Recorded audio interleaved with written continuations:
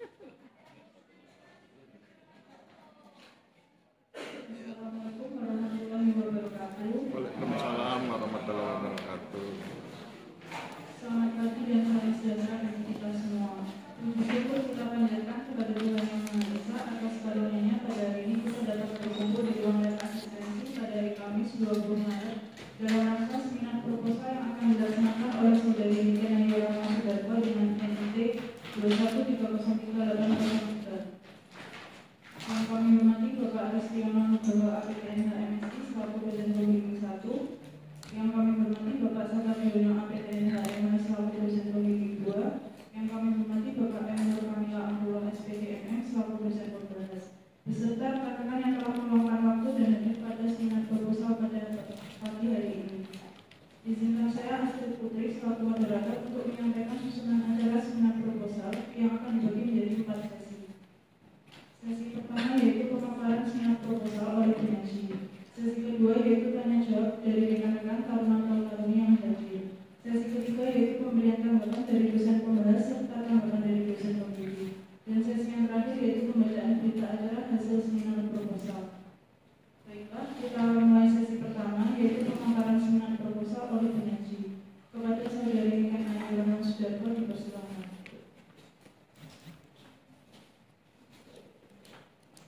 Assalamualaikum warahmatullahi wabarakatuh. Waalaikumsalam.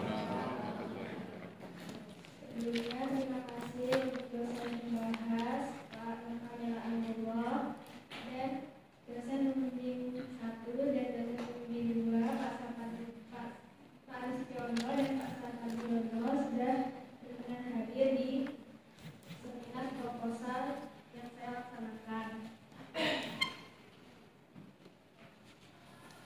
Saya akan menyampaikan seminar proposal saya yang berjudul pengembangan potensi wisata melalui akses agraria di Kelurahan Wonokerto, Kapanewuri, Kabupaten Sleman.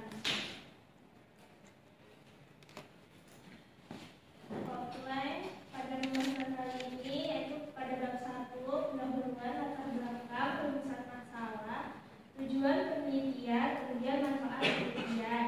Pada bab 2 tinjauan pustaka, dapat kajian terdahulu, kerangka teoritis, kerangka pemikiran. Pada bab 3 metode penelitian, format penelitian, lokasi penelitian, dan operasi penelitian.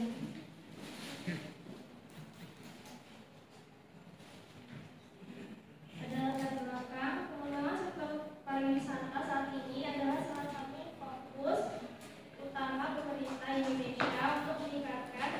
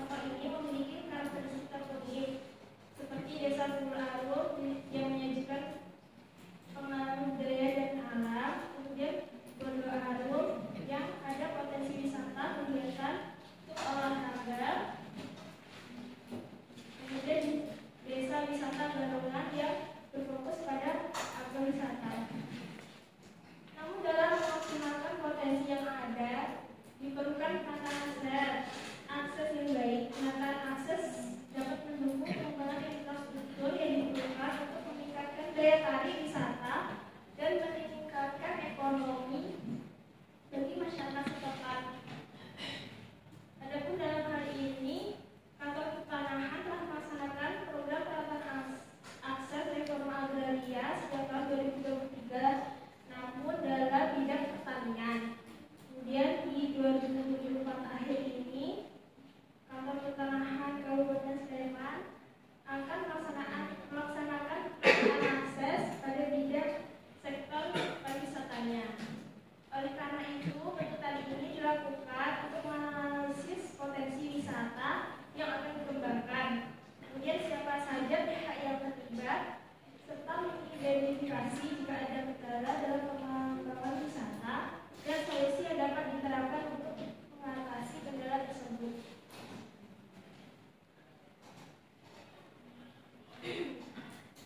Namun urusan masalah pada penelitian saya kali ini, bagaimana pengembangan potensi wisata melalui akses reforma agraria di Kabupaten Kabupaten Sleman. Yang kedua, stakeholder mana saja terlibat dalam pengembangan potensi wisata serta apa peran masing-masing dalam proses tersebut. Yang ketiga, apa kendala dan solusi dalam pengembangan potensi wisata melalui akses reforma agraria di Kabupaten Kabupaten Sleman. Adapun tujuan penelitian saya ini untuk mengetahui pengembangan potensi wisata, kemudian mengetahui stakeholder yang terlibat dalam pengembangan serta perannya, dan mengetahui kendala dan solusi dalam pengembangan potensi wisata. Manfaat penelitian ini terdapat manfaat sosial, praktis, dan akademisi. Sosial sebagai bahan masukan atau pemahaman mengenai pentingnya kontribusi aktif dalam pengembangan wisata di daerah untuk memaksimalkan potensi. Praktis untuk pemerintah untuk bahan perusahaan kebijakan pengembangan pariwisata serta pengelolaan lahan agar dapat mengintegrasikan program ada tercipta kolaborasi antar pengembangan potensi daerah. Untuk Kementerian ATR memberikan bahan masukan sekaligus kontribusi untuk pengambilan keputusan terkait penanganan RA. Untuk akademisi sebagai referensi kajian literatur untuk membuka peluang kajian lanjutan mengenai dampak sosial, ekonomi, dan lingkungan dari pengelolaan lahan berbasis wisata. Untuk peneliti sebagai upaya syarat kelulusan diploma 4 pertanahan internasional. Adapun tujuan wisata, kajian terdahulu yang sudah dilaksanakan yang terkait dengan bidang saya. Yang pertama, festival dalam program reforma agraria studi kasus desa tahunan kecamatan tahunan Kabupaten Jepara yang dilakukan oleh Muhammad Lutfi Rohman 2019.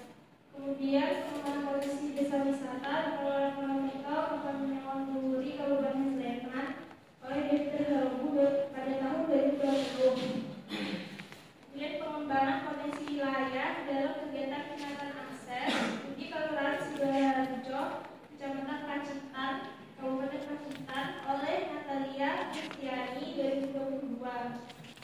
Yang keempat, dampak implementasi penanganan akses reforma agraria di Kelurahan Balongkerto, Pasar Nyawangguri, Kabupaten Sleman oleh Enrico di tahun 2023.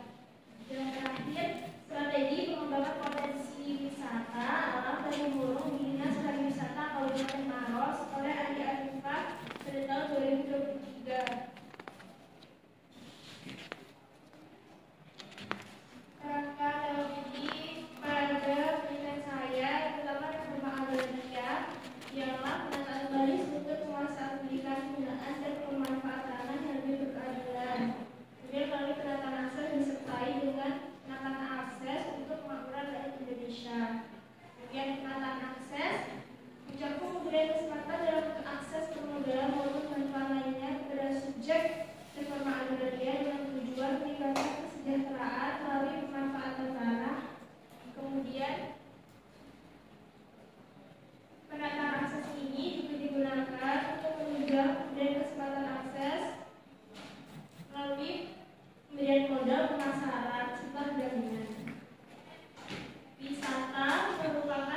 adalah perjalanan yang dilakukan oleh seseorang atau kelompok dengan mengunjungi tempat tertentu untuk tujuan rekreasi, pengembangan pribadi, atau mempelajari keunikan daya tarik wisata yang dikunjungi dalam waktu sementara. Kemudian pengembangan potensi pariwisata merupakan langkah yang dilakukan untuk meningkatkan potensi wisata yang ada dalam suatu wilayah, sehingga tujuannya untuk mencakup perbaikan sarana atau infrastruktur fisik maupun non fisik untuk kesejahteraan masyarakat yang ada di kawasan tersebut. Selanjutnya, kendala didefinisikan sebagai hambatan, gangguan halangan atau rintangan maupun faktor keadaan yang membatasi dalam mencapai sasaran.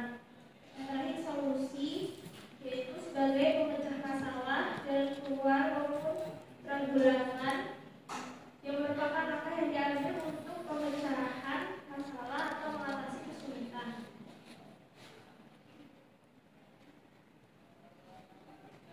Gerakan pikiran Jawi dengan adanya reforma agraria, ada dua konsep, yaitu penataan akses dan penataan akses.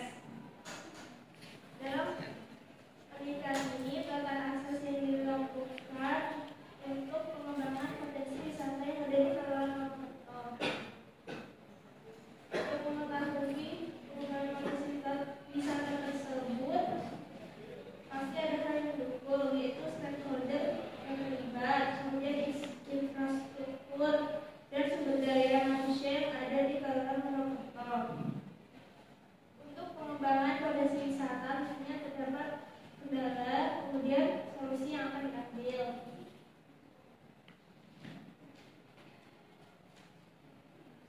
Metode penelitian yang dilakukan ini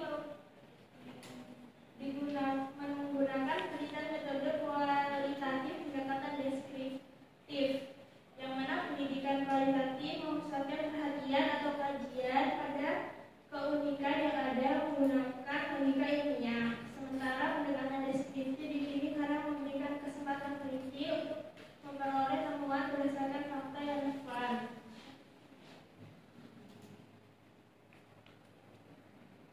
Lokasi penelitian yang akan dilakukan di Kelurahan Mojokerto, Kabupaten Turi, Kabupaten Sleman. Kemudian operasional penelitian, penetapan subjek dapat dilakukan terlebih dahulu dengan mengidentifikasi fenomena atau isu yang dimiliki, sehingga subjek yang ditentukan terdiri dari kepala desa atau perangkat desa di Kabupaten Mojokerto, kelompok sadar wisata di Kabupaten Mojokerto, pengelola wisata, kemudian kantor pertanahan Kabupaten Sleman, dan masyarakat lokal. Teknik pemilihan informan ini melakukan purposive setting, dan teknik instrumen pengambilan datanya wawancara melalui instrumen kuesioner terbuka, observasi, dokumentasi, serta studi dokumen dan alat pencatat. Teknik analisis yang digunakan yaitu awal data, kemudian melakukan reduksi dan abstraksi data, penyusunan satuan informasi, kemudian pengelompokan satuan informasi terkecil, dan penyusunan pernyataan proporsional.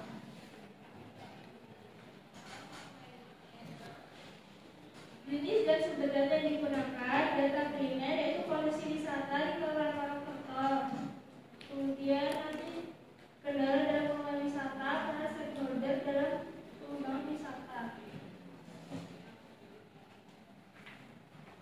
Data sekundernya, data kegiatan akses reforma agraria di Kabupaten Mojokerto, Kabupaten Sleman, kemudian kebijakan pemerintah terkait reforma agraria dan pengembangan wisata, serta peta penggunaan lahan di wilayah Kabupaten Mojokerto. Sekian presentasinya yang saya sampaikan. Saya kembalikan ke moderator. Demikian pemaparan dengan proposal dari Sabda Pendidikan Yayoi Sudarjo. Sesi selanjutnya dipersilakan kepada rekan-rekan yang ingin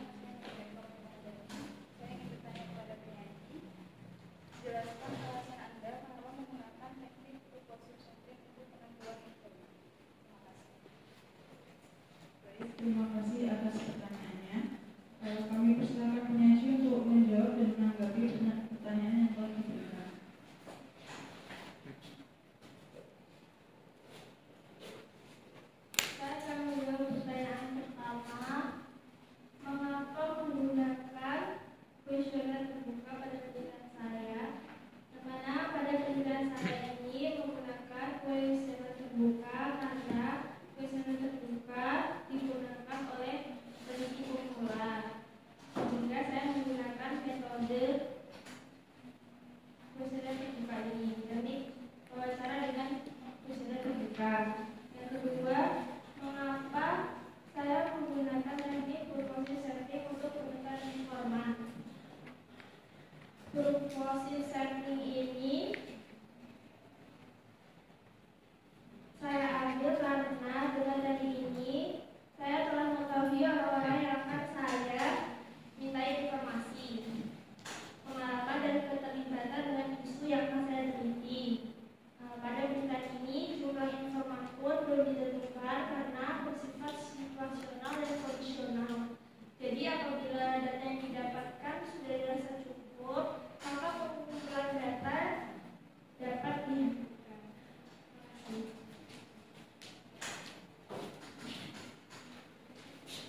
Sesi selanjutnya pemberian tanggapan atas paparan seminar proposal Saudari Niken Ayu Ratna Sudarto oleh dosen pembahas. Kepada Bapak Nur Kamila Amrullah, kami persilakan.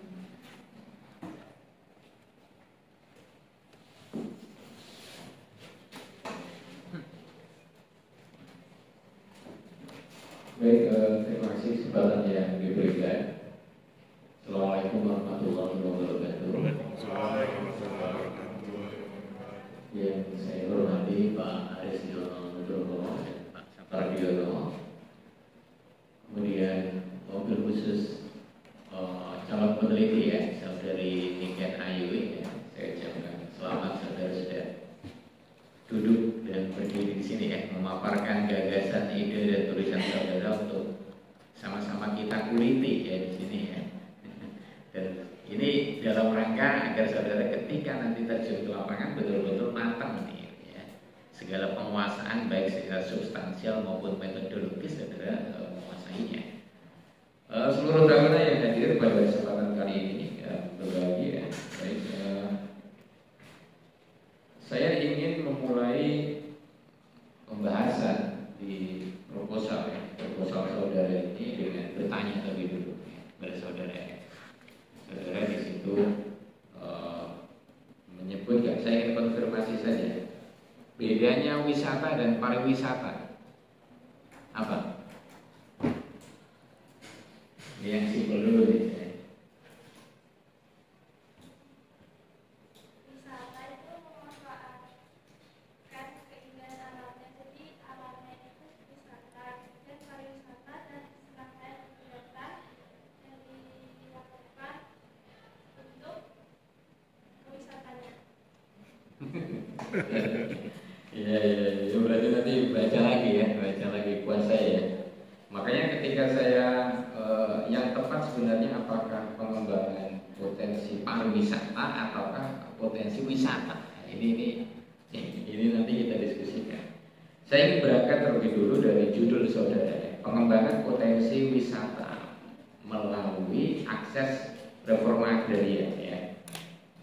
Namun saya heran di bagian dalam itu saudara tidak konsisten. Kadang menyebut akses reforma agraria, ada penataan akses. Sebenarnya yang saudara maksud ini apa? Penataan akses. Ya. Kan reforma agraria ada berapa? Ada dua, apa saja? Penataan akses. Berarti yang saudara maksud itu sebenarnya adalah penataan, ya, penataan akses ya, bukan akses reforma agraria ya. Kalau kecuali di Inggris kan akses reform gitu ya. Karena di dalam sini termasuk tadi dibahas juga nyebutnya penataan akses, tapi di judul dan beberapa akses reform ya. Jadi saudara harus konsisten ya. Memang RA itu kan ada penataan akses dan penataan akses ya. Mungkin yang saudara maksud di sini adalah kalau mau menggunakan bahasa Indonesia ya penataan akses reforma agraria. Ya. Kalau mau in English ya akses reform. Akses reform itu. Namun demikian, ini sepertinya bisa kita diskusikan. Pengembangan potensi wisata melalui akses reforma agraria. Saya jadi teringat bahwa kata melalui ini sangat dekat dengan penelitian kuantitatif sebenarnya. Ya. Kenapa? Karena melalui itu dia disebut sebagai jembatan ya. Makanya kadang-kadang disebut di penelitian kuantitatif ada variabel moderasi ya. Makanya ini judulnya seperti ya ketika membacanya ini kan pengembangan polisi melalui, jadi melalui akses reform agraria seolah-olah ini ada jembatannya. Kalau mau lebih ke kualitatif sebenarnya supaya ini tidak jumuh ya dengan metodologi kuantitatif ya. Mungkin saran saya ya pengembangan potensi wisata ya dalam kerangka penataan akses reform agraria itu lebih tepat daripada melalui itu kan kalau orang ini jembatan ya perantara antara ya di antara. Makanya kalau di penelitian kuantitatif itu ada variabel moderasi yang kamu makanya di belakang saya juga agak sedikit ada tulisanku tentang bahwa ini menjelaskan tentang hubungan variabel ya, yang ini adalah sifatnya penelitian kuantitatif. Kalau penelitian kualitatif itu menjelaskan hubungan fenomena ya, ini saya belum buka itu baru di judul. Nanti kita bisa saya harapkan bisa menjadi masukan ya buat calon peneliti. Tadi terus kemudian apakah ini lebih cocok ke pengembangan wisata ataukah pengembangan pariwisata gitu ya. Kalau wisata itu kalau diaturannya kan perjalanannya ya. Kemudian pariwisata itu sektor industrinya. Oke, nanti bisa dikaji lagi. Nah, berikutnya adalah seperti ini. Saya tanya terlebih dulu. Apa yang terjadi di calon lokasi penelitian? Saudara menyebutkan di halaman 3 dilaksanakan dan baru di tahap awal untuk pendataan subjeknya pada akhir tahun 2024. Sebenarnya penataan akses di sana sudah pada fase berapa? Fase 1 ya, berarti kan sudah masuk, itu sudah ditentukan ya. Ada SK penentuan lokasinya ya, sudah ya. Oke, berarti di fase 1 ya, karena di sini tidak disebutkan. Saya sarankan saudara tambahkan ya. Kemudian ada beberapa yang salah ketik ya, mengejar beberapa di antaranya. Kalau kemudian tadi saudara bisa sepakat bahwa melalui itu diganti ya, supaya tidak jumuh dengan penelitian kuantitatif ya, maka berbagai hal kata melalui di urusan masalah maupun tujuan penelitian juga harus disesuaikan ya. Itu terus kemudian ini di halaman kelima ketika saudara membahas tentang manfaat penelitian, saudara membahas tentang manfaat praktis ya. Di situ A pemerintah, B Kementerian ATR BPN. Mungkin maksud saudara pemerintah daerah ya. Nah, benar, pemerintah desa atau pemerintah daerah ini.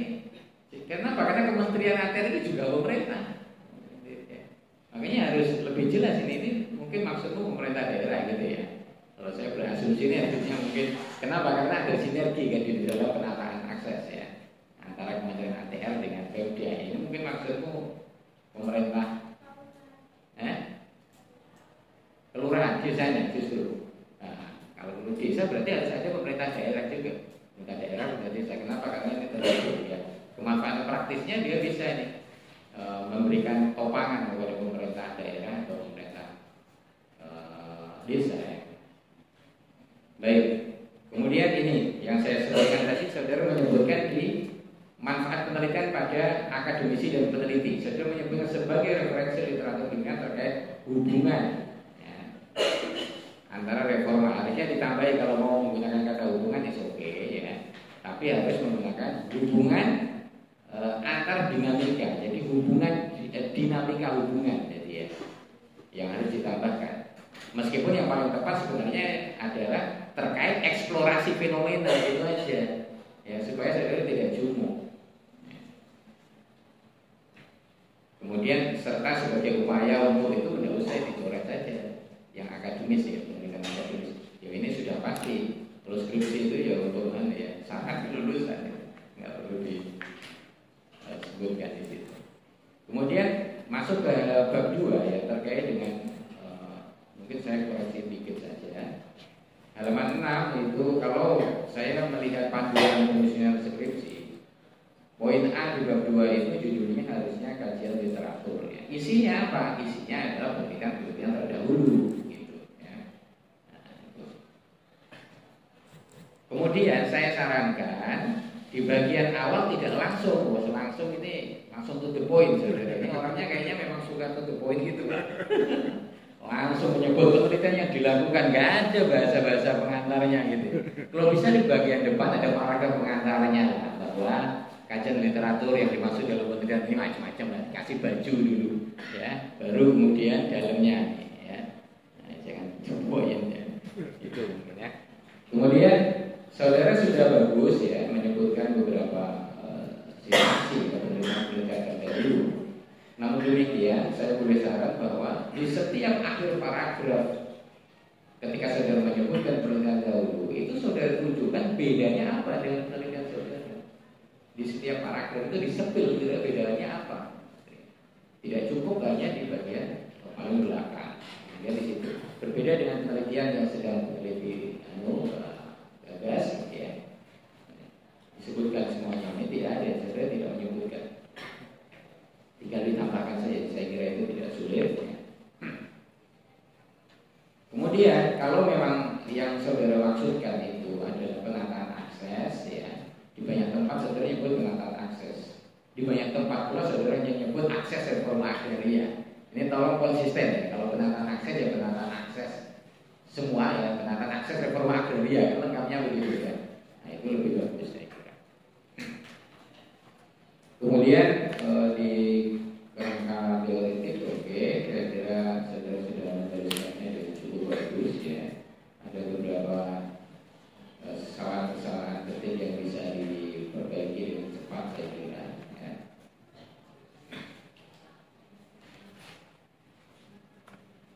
Kemudian wisata, potensi pengembangan wisata.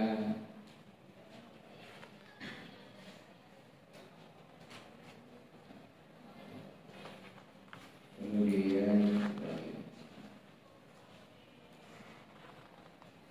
ini di kerangka ya, kerangka pemikiran ya. Di kerangka pemikiran coba ini. Kalau melihat kerangka pemikiranmu ini ya, dari penataan akses kemudian ke pengembangan potensi wisata, itu adalah rumusan masalah pertama ya, benar ya? Pertanyaan pada rumusan masalah pertama. Benar ya? Kemudian stakeholder itu apa itu saudara sepil dari rumusan masalah yang kedua ya, benar ya. Kemudian kendala dan solusi itu adalah cerminan dari rumusan masalah yang ketiga ya, benar ya. Nah bingung saya adalah infrastruktur dan sumber daya manusia kenapa bisa kemudian disetarakan dengan derajatnya dengan rumusan masalah.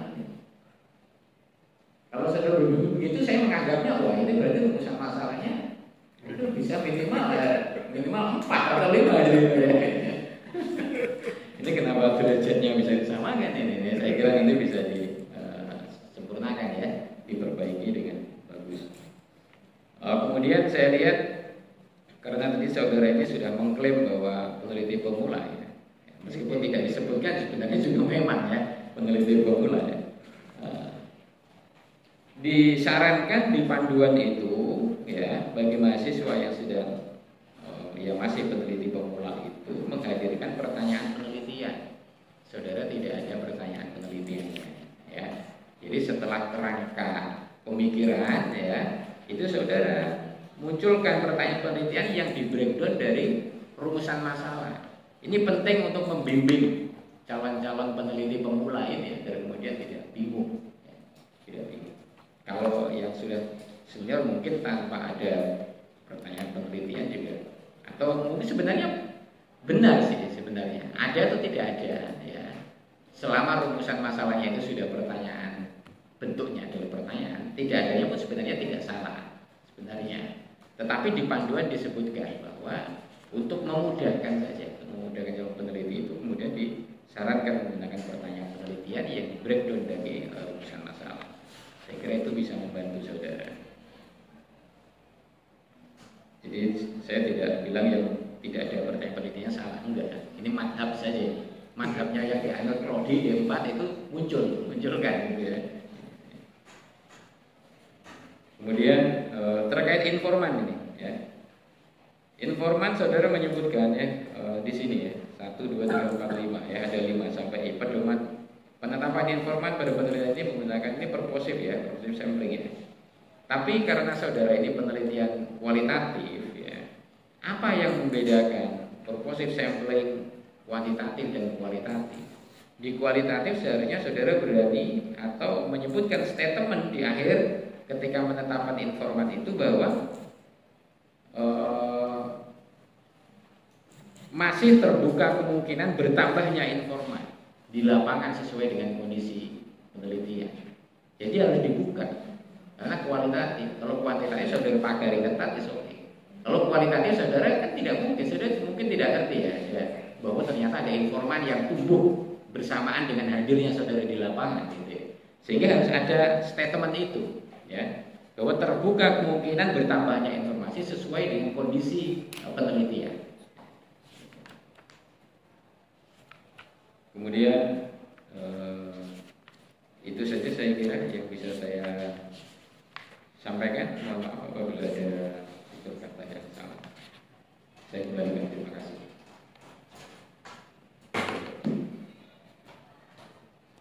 Terima kasih atas tanggapan yang telah diberikan.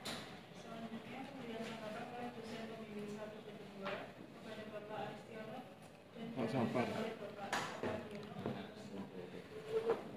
Baik, terima kasih. Assalamualaikum warahmatullahi wabarakatuh.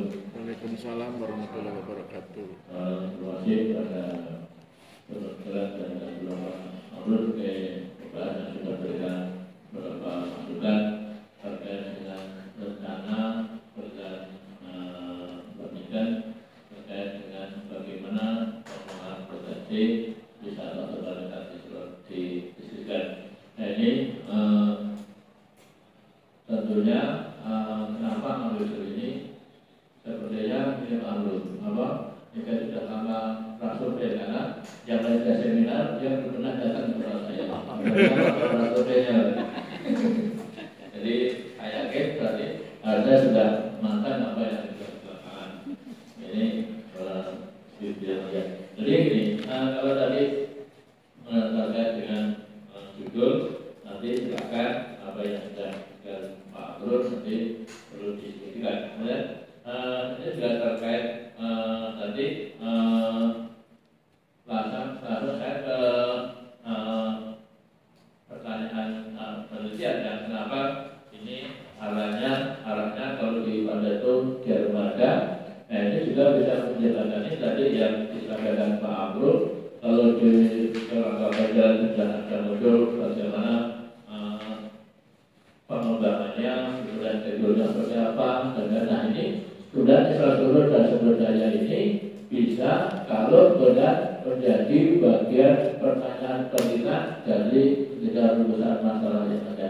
Kan nanti misalnya dari kendala nanti infrastrukturnya seperti apa, kan nanti bisa menjadikan dalam menggali kendala itu bisa menanyakan dari sisi infrastrukturnya misalnya.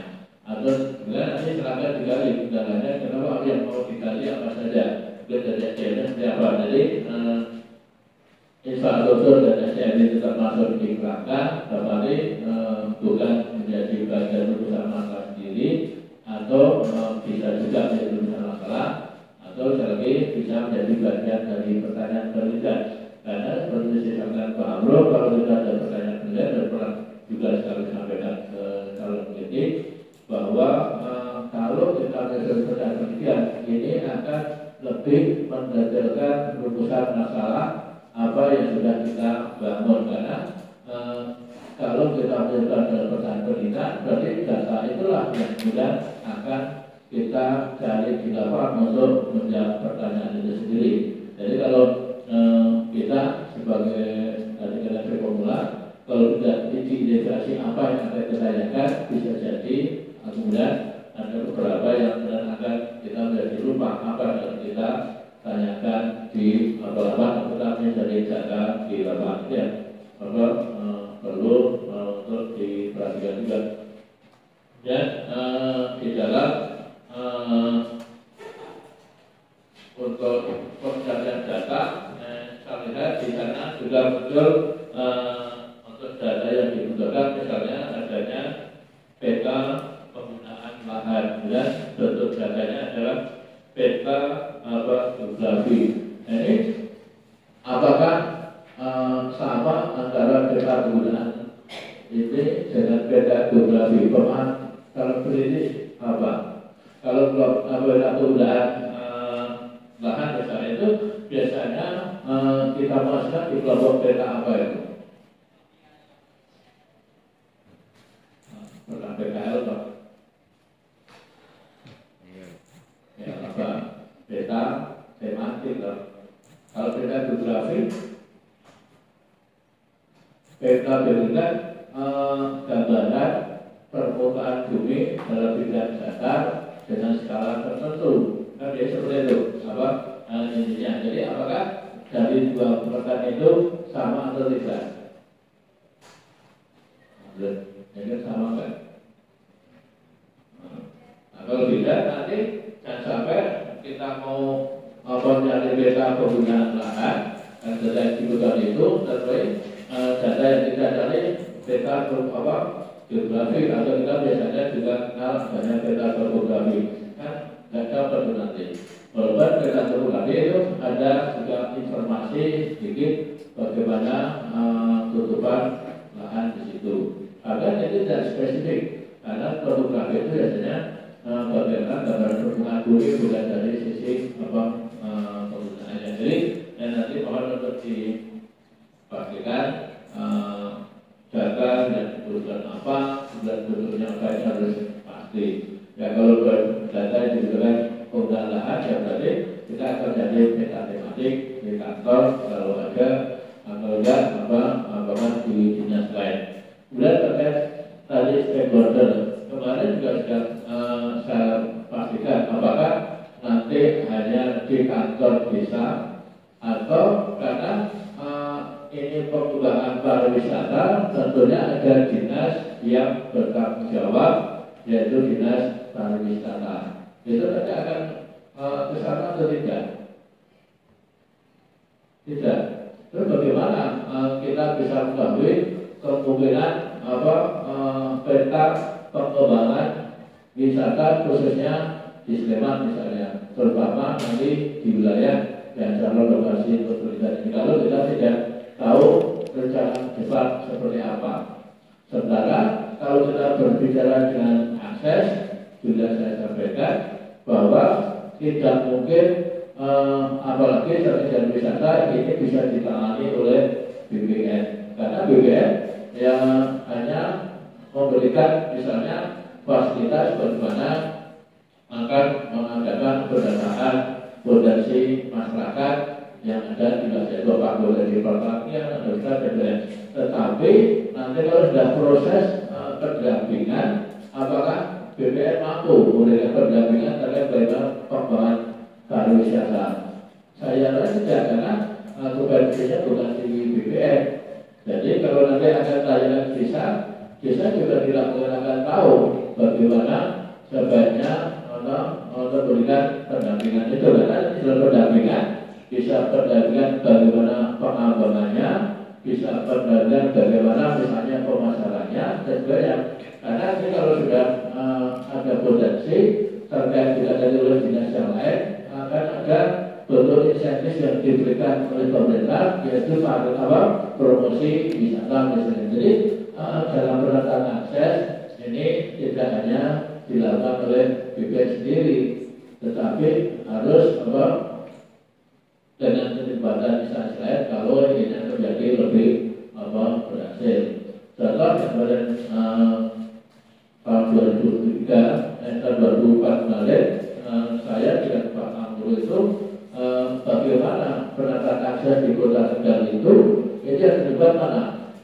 Dari dinas peternakan, dia bagaimana pengelola ini di sana. Dari dinas perdagangan, bagaimana pemasaran hasil telur asin di sana. Dari dinas kesehatan, dia ngecek apakah ini layak atau tidak untuk konsumsi, dan dia mengeluarkan izin bahwa layak untuk dikonsumsi. Dari kepadakan Kementerian Agama dia keluarkan sertifikasi yang sah. Jadi dari masing-masing dinas atau lembaga itu keterlibatannya secara sendiri ada. Jadi tidak mungkin lagi kalau kita akan dan khususnya walaupun hanya dari sisi pariwisata ini kalau hanya kita bertanya dengan desa dan juga kantor pertanahan. Bahkan dari tempat itu ada keterlibatan dari perguruan tinggi.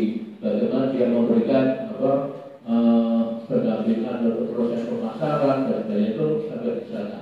Ini tentunya bagi walaupun dibatasi hanya di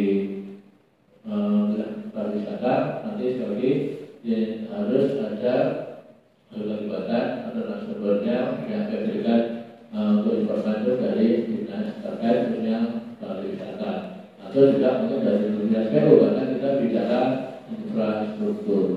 Mungkin itu yang saya kami sampaikan. Terima kasih.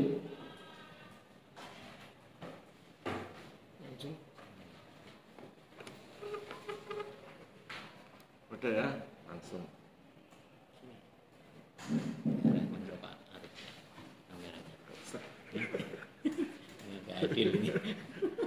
Assalamualaikum warahmatullahi wabarakatuh. Waalaikumsalam warahmatullahi wabarakatuh. Salam sejahtera buat kita semua. Yang saya hormati Pak Amru, Pak Sapar, Mbak Niken dan sahabat-sahabat mahasiswa. Pertama saya apresiasi ya ke Pak Amru yang sudah berkenan mengkritisi dan saya pikir oke. Nasihat saya adalah segera negosiasi dengan Pak Amru, terutama berkaitan dengan judul dan metodologi. Jadi jangan dipaksakan kualitatif kalau memang Mbak Niken semangatnya adalah kuantitatif. Happy aja. Kuantitatif itu bagus. Jangan khawatir dengan statistik, kan sudah belajar statistik. Terus kemudian tidak harus statistik yang rumit, ada statistik sederhana. Nanti bisa tanya sama Pak Amru dan begitu. Jadi kalau saya perhatikan nasihatnya Pak Amru kan beliau minta agar Mbak Niken konsisten. Kalau Anda kualitatif silakan kualitatif, kalau Anda kuantitatif silakan kuantitatif, dan ketika memilih kuantitatif harus hati nurani. Jangan gara-gara Pak Aris ini saya kualitatif, jangan. Jadi it's okay, semua metode itu bagus sepanjang digunakan dengan benar.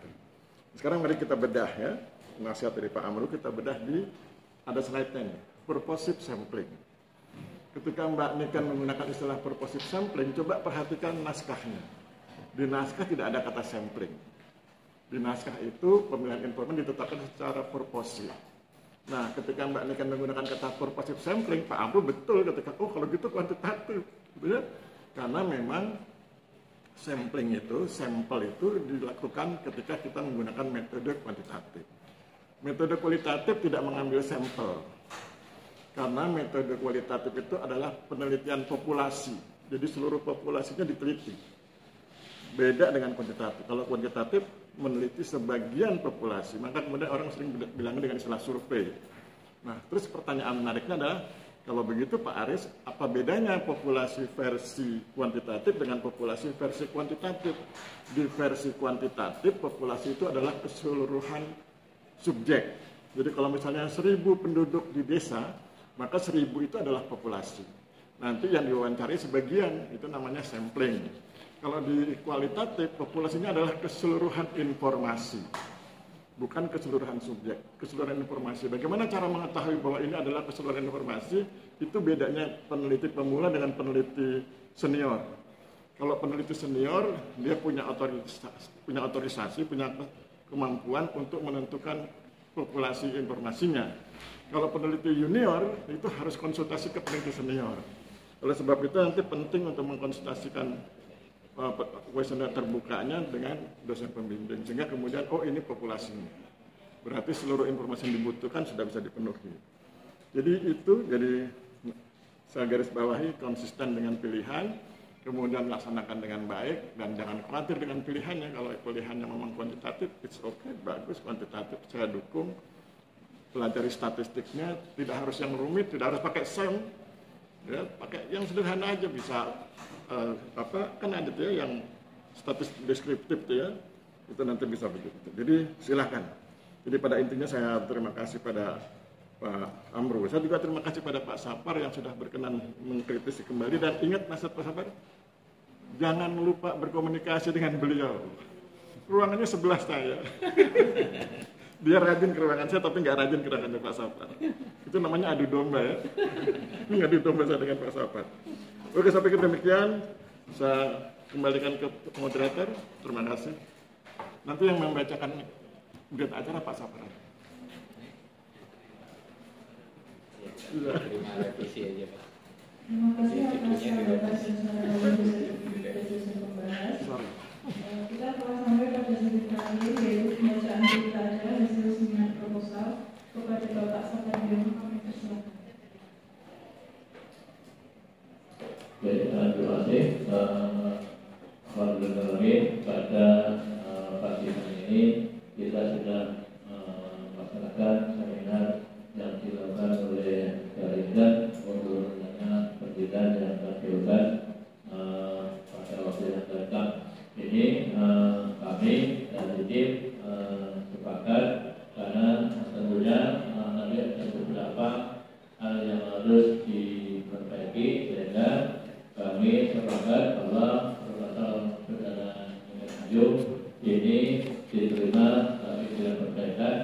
Teman tadi catatan pokok, misalnya dari dari judulnya atau isi yang mungkin beberapa yang harus disempurnakan. Jadi kemudian nanti waktu yang akan diberikan 7 hari cukup. Dan untuk penelitian karena ini kan hasilnya dari mana?